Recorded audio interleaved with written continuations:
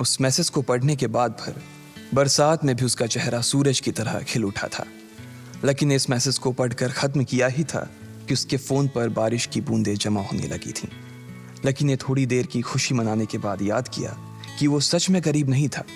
असल में उसके परिवार ने उसे एक परीक्षा में डाल रखा था जिसका नाम था गरीबी अभ्यास परीक्षा।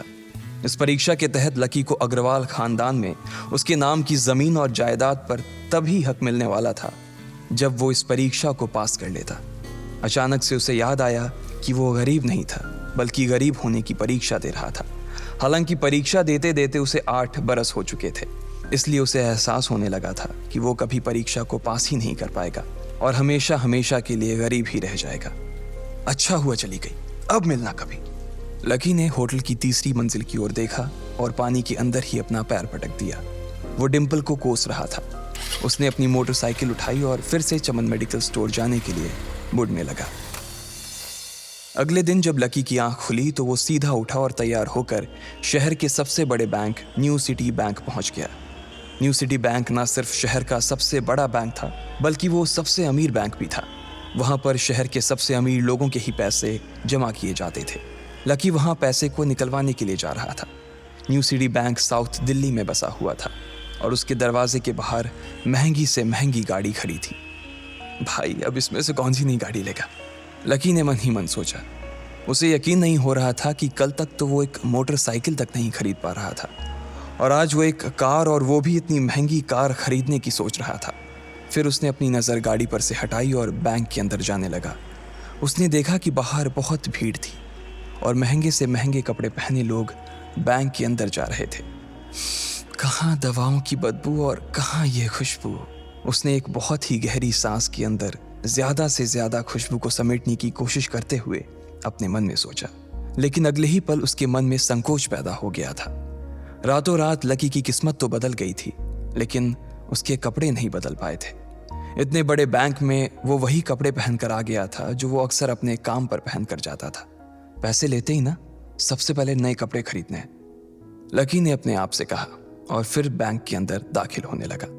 जैसे ही उसने दरवाजे को धक्का दिया, उसे आवाज आई, आउच! लकी थोड़ा सा हड़बड़ी में दिखाई दे रहा था और इस जल्दबाजी के चक्कर में वो एक लंबे बाल वाली लड़की से जा टकराया था जो कि उसके बगल में ही चल रही थी। माफ करना, मैं आपको देख नहीं पाया, सॉरी। लकी ने तुरंत उससे हाथ जोड़कर माफी मांगते हुए कहा। उस लड़की ने इतने अच्छे कपड़े पहन रखे थे कि उसे देखकर ही लग रहा था कि वो किसी अमीर घराने की लड़की थी, इसलिए सॉरी बोलते वक्त ना चाहते हुए भी लकी के हाथ उसके सामने जुड़ गए थे। लेकिन जब उस लड़की ने लकी के कपड़े और उसके हुलिये को देखा तो उसने अपनी नाक भौं सिकोड़ ली। वो लगभग हर रोज इस बैंक में आया और जाया करती थी, लेकिन उसने आज तक इस बैंक के अंदर लकी जैसे फटीचर आदमी को घुसते हुए नहीं देखा था। उसके बालों में से आंवले के तेल की गंध आ रही थी। उसने गुस्से भरी नजरों से लकी की ओर देखा और बोली, क्यों नहीं देख पाए? मैं क्या ट्रांसपेरेंट हूं? तुम्हें इतनी बड़ी लड़की दिखाई नहीं देती? इससे पहले कि बात आगे बढ़ती, उस लड़की ने देखा कि इस बैंक की मैनेजर यास्मिन पटेल उन दोनों की ओर बढ़ी चली आ रही है। उसने भी लकी को देखकर वैसी ही शक्ल बनाई थी जैसी शक्ल उस लंबी लड़की ने बनाई थी। I am so sorry miss, आपको कहीं लगी तो नहीं? यास्मिन ने उस लड़की से पूछा और फिर घिन्न भरी नजरों से लकी की ओर देखने लगी। लकी तमतमाती आंखों से उन दोनों को देखा जा रहा था। वो जानता था कि उसने इतनी जोर से भी दरवाजा नहीं खोला कि उसे चोट लग जाए, लेकिन असल में उसे यह मालूम नहीं था कि वो लोग उसे नहीं बल्कि उसके कपड़े को देख रहे थे। यास्मिन ने लकी को ऊपर से नीचे तक देखा और ना जाने उसके मन में क्यों शक पैदा हो गया। क्या आप मुझे बता सकते हैं कि आप यहाँ पर किस काम से आए हैं? यास्मिन ने बड़ी मुश्किल से अपने चेहरे पर एक मुस्कान लाते हुए कहा। वो उसका हुलिया देखकर ही समझ गई थी कि वो यहाँ का कस्टमर तो नहीं था।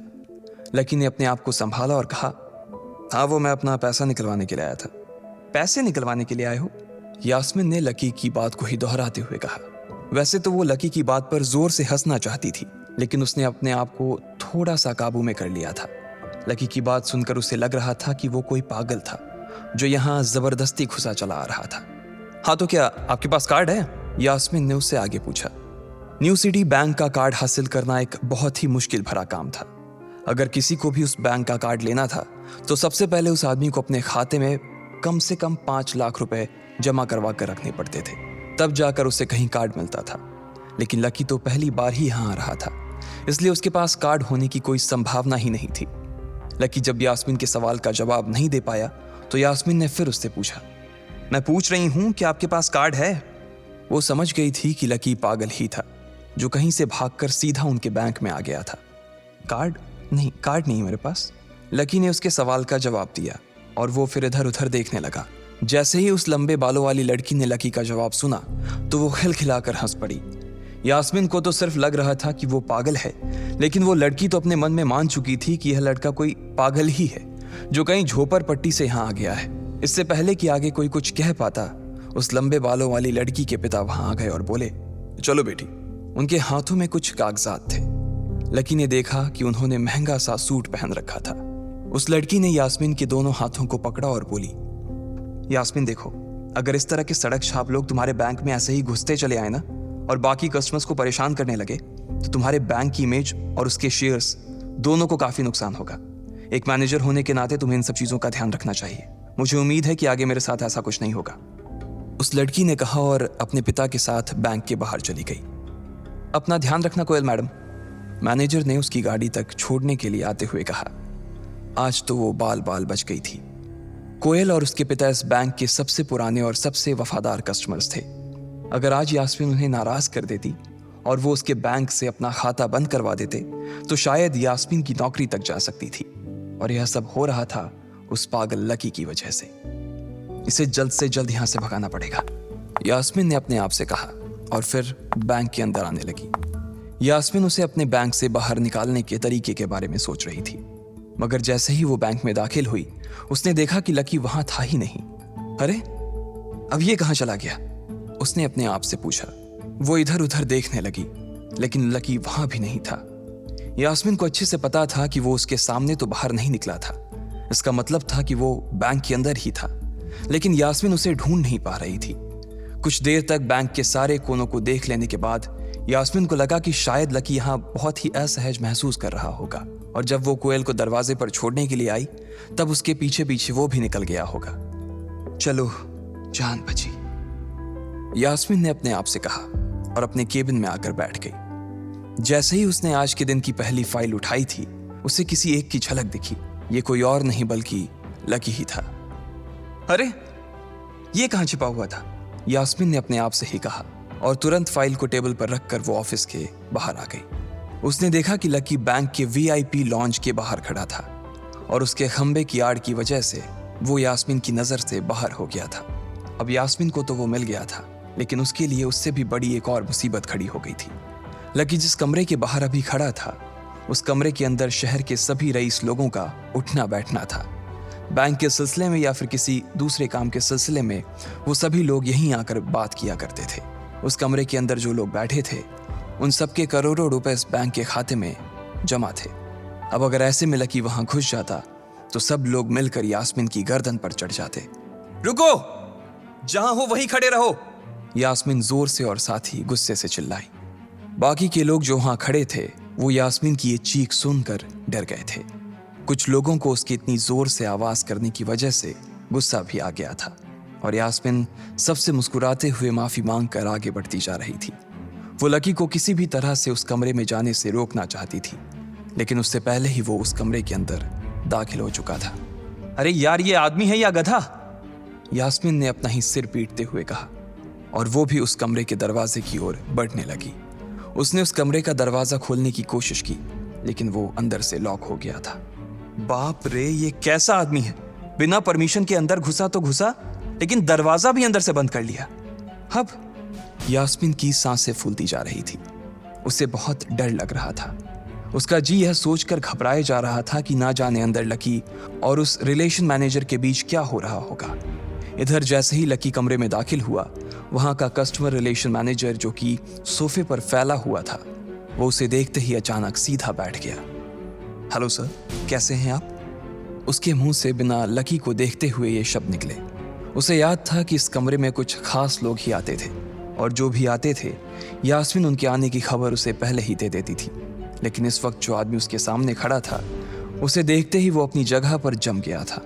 ना तो वो कहीं से भी वीआईपी लग रहा था और ना ही वो उसका कोई रिश्तेदार था। कौन हो भाई तुम? क्या चाहिए तुम्हें? उस मैनेजर ने 20 साल के जवान लड़के को देखते हुए कहा, मैं यहाँ अपना पैसा लेने आया हूँ।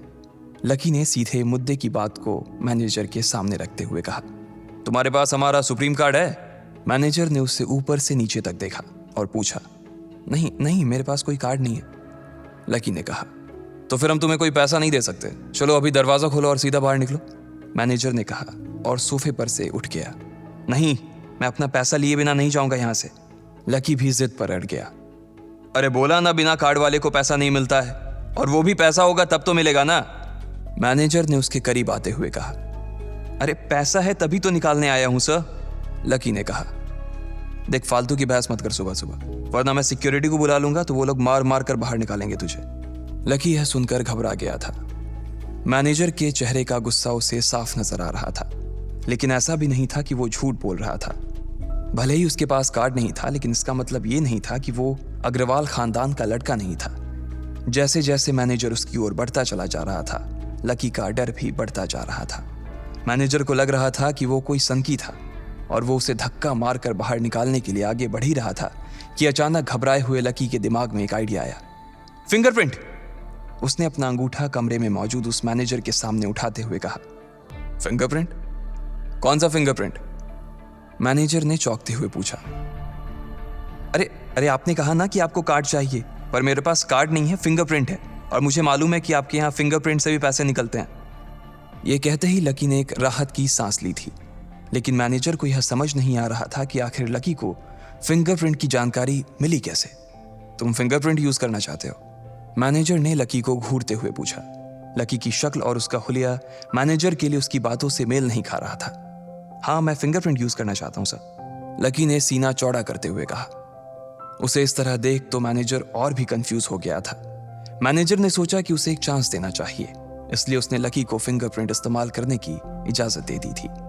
वो अपनी टेबल के पास गया और उसके दराज में फिंगरप्रिंट वाली मशीन ढूंढने लगा। 2-3 ड्रॉर में झांकने के बाद आखिरकार उसे वो मशीन मिल गई थी। चुपचाप यहां पर अपना अंगूठा लगाओ, मैनेजर ने मशीन को आगे बढ़ाते हुए लकी से कहा। लकी ने अपनी फटी हुई पैंट के पिछले हिस्से में अपना अंगूठा पोंछा और फिर उस मशीन पर लगा दिया। 2 सेकंड बाद मशीन में से एक आवाज आने लगी।